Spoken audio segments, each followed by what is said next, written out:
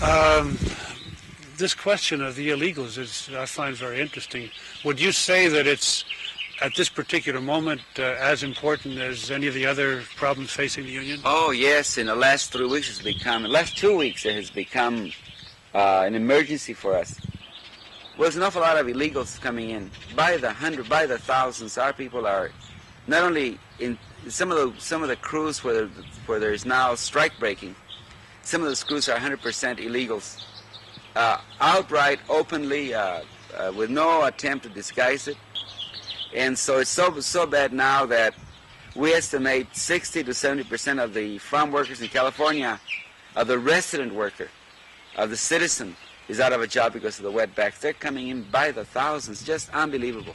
See, they're coming in with the consent of the Immigration Service, which is part of the Department of Justice. How else could they come? We, for instance, know that if you go to Coachella, you go to around the El Paso area, the secondary immigration checkpoints have been unmanned now for at least 3-4 weeks. They're closed. They're at night. They're dark. There aren't any patrolmen there. It's a gimmick. We think that it's a prelude at the beginning to a big drive on the part of the administration and the Mexican government to bring the Bracero program again. It's a vicious attack on the local worker, and it's just one of those things that agribusiness thinks they can get away with it. And our job is to inform the whole country what's happening, together with a boycott, and solve it that way.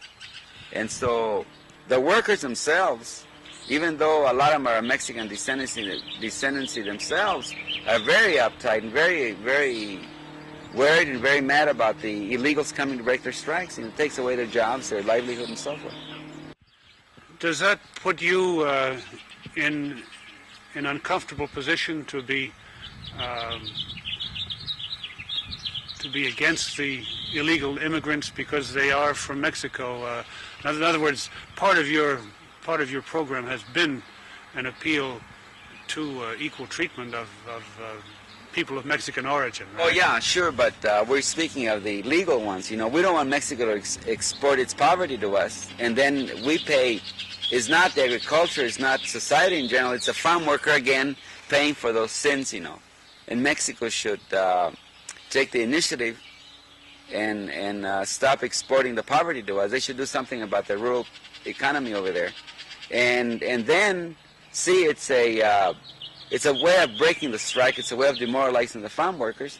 And for instance, the workers are going to ask for stamps, for food stamps. They're lining up the offices for welfare, and they're being told, we can't give you a job because there are plenty of jobs. And the workers say, well, there aren't any jobs. We just came from the fields. They won't hire us, or they just laid us off because either because we're strikers, or because we're members of the union, or because the braceros, the illegals will do the job for half the money we're getting.